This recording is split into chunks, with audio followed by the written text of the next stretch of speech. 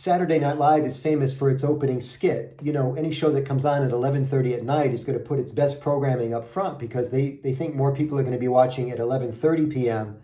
than, say, at 12:45 in the morning. So it's a power programming structure. And the first few seconds, first few minutes is called the cold open on Saturday Night Live. It's the strongest skit that they have. Sean Connery, the famous actor, just passed away. His big claim to fame, of course, is the James Bond series. And the first scene in James Bond is a hallmark in every movie. The opening scene is always an extravaganza of adventure. It sets the tone, dramatic music, you know, and you're on like a roller coaster for 7 minutes and then it calms down. And it's the same thing when a police officer stops you for speeding. That first 15 seconds for the police officer is really important because he's making decisions about who's in the car, what's in the car, is his life in danger, and all of these things. So I'm pretty sure your life's not in danger when you give a presentation or when you take the floor to give a pop-up presentation in a group session or something like this. But make no mistake, people are making decisions about you based on two sets of signals that you're sending. The first are verbal signals, and the second set of signals are called non-verbal signals. So verbal signals consist of the words that we use. There are about 500,000 words in the English language. And your word choice or word selection, and then the word combinations that you use. And then here's another variable, the pause, the space between the words can be very important. So when you start factoring in all of these things, this is how your speech pattern turns out. We haven't even talked about things like tone and pitch and WPM or words per minute. These are just the words coming out of your mouth and people making decisions about you. As important as those words are, nonverbal signals are even more important. Remember that people believe what you say, but they more importantly believe what you do. So if they're looking for your nonverbals, the support mechanism for this. I'll show you a quick example of this. I'm going to deliver a fairly simple message to you. The message will be, you can do this, can't you? That's the message. You can do this, can't you? Watch my face, watch my nonverbals when I say it like this. You can do this, can't you? And so the head nod is an affirmation and it sends a signal that's almost hypnotic. I mean, even if you didn't think you could do it, you want to mirror me and jump into the program. You want to agree with this basic premise. It's an affirmation. You can do this, right? So you can do this, can't you? But watch with no head nod. You can do this, can't you? You can do this, can't you? It's not nearly as persuasive.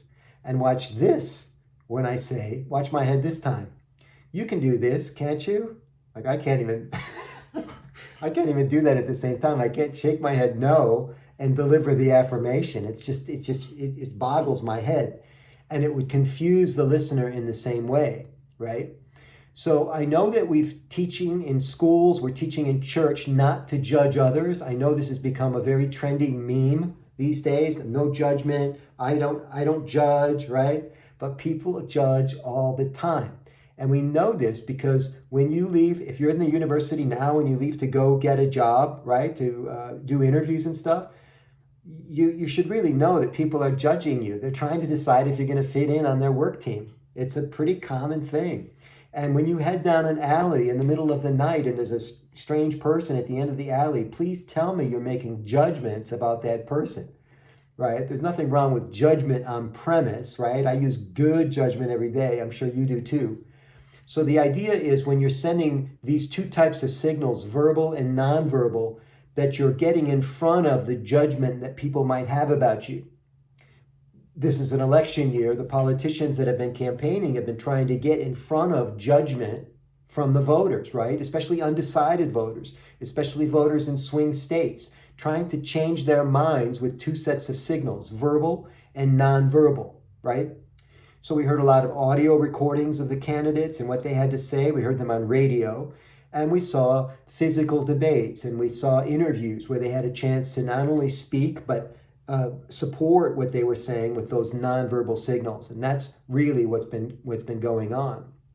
Now, What's interesting about first impressions these days is that the times are changing a little bit, right? And I think for a long time, mothers have been teaching kids not to interrupt.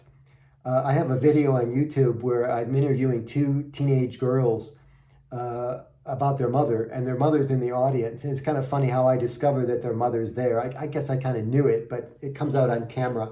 If you want to see the video, it's kind of fun. It's called Your Mother Lied, or something like that. Your Mother Lied to You. It's a funny video.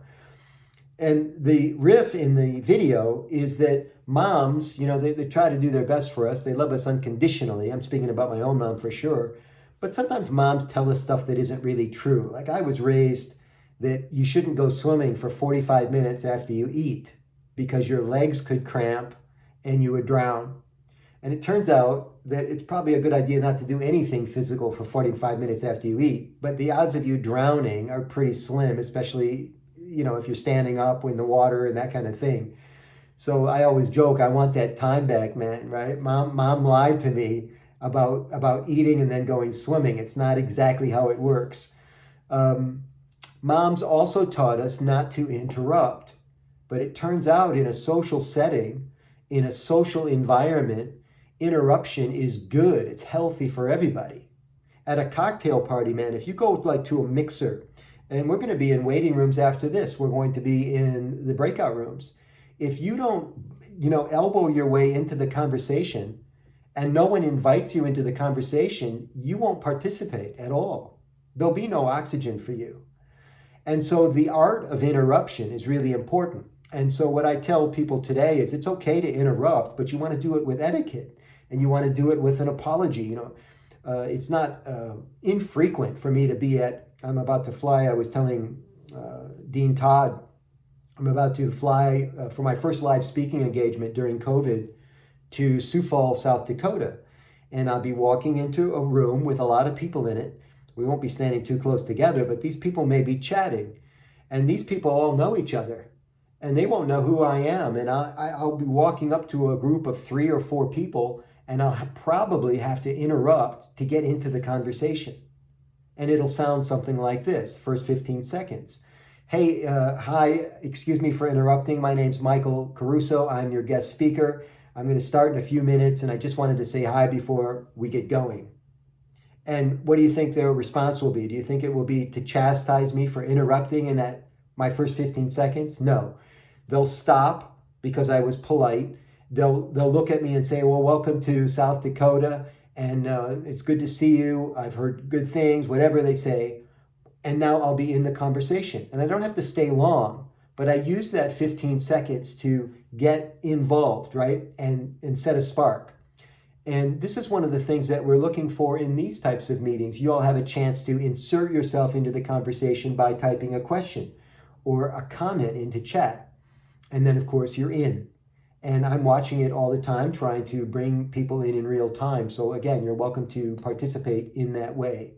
So what I'm trying to say is, in that first 15 seconds, you want to avail yourself to the other person, right?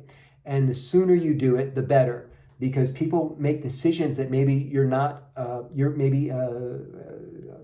assertive person, you're a passive person, or that you're more of a wallflower personality, which could be completely wrong. But they may be judging you accurately based on the signals that you've sent them, and that's what we're talking about right now.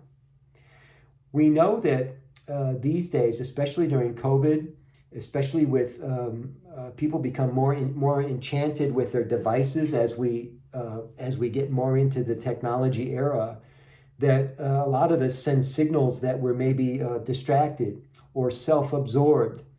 I saw a video or a TV show the other day about travel, and they were warning people about the dangers of travel. And this lesson comes out all the time that the people looking to do harm to tourists, right? Or people like robbers or muggers and people like that, one of the first things they look for is what they call a mark. And they understand the person's a mark because of signals that person sends in the first 15 seconds. It's that first 15 seconds that's the first impression. And what are they looking for? They're looking for people who are on their phone, or looking for people that have a camera around their neck, or looking for people that are looking up at the buildings like this, because people that live there don't do that. Only tourists do that. And so these nice people, unaware people, send a signal that they're a mark, and then the bad guys line up to take advantage of this person based on signals that happen in the first 15 seconds. So if you can help it, try not to seem, even if you're not self-absorbed, try not to seem self-absorbed or distracted in the first 15 seconds, because it sends people a signal that's not good for you. That's the overall message here.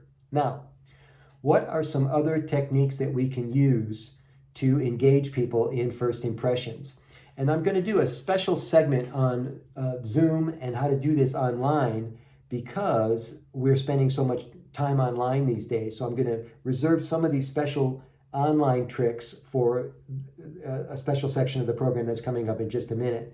But just in general now, as you go through life, these are some things that you want to keep an eye on. And some of these things you'll say, well, I already knew this. And yet if we watch a video of you conversing with somebody, maybe you don't do any of them. You think you're doing them, but you're not. And I came across that big aha when I started doing presentation training. And we actually video people who are doing presentation training, say for a camera. And I'll tell them at the beginning, don't forget to smile, as you're presenting. And they'll finish their presentation and they'll say, what do you think, Michael? I'm their coach, right? What do you think, Michael? And I say, well, it's pretty good, but I thought you were going to smile. And I tease them, we just talked about that. And they go like this, what do you mean I smiled? Of course I smiled. And I say, no, actually you didn't. And they get angry with me, almost defiant, like, yes, I did. And I said, well, let's look at the recording, because it's on the recording. And we look at the recording, and sure enough, they thought they were smiling, but they weren't. And that's because the central nervous system gets confused. When you're speaking, when you get up to do a talk, and again, people are judging you in that first 15 seconds, right? That's when your central nervous system is under siege, ladies and gentlemen. You haven't figured out the crowd yet. You're still adjusting to the microphone or the temperature of the room, or what it looks like in front of the room. And you think you're smiling, but you're not. And you think you're smooth, but you watch later and you look really nervous. So it's a very natural disconnect that people have about first impressions.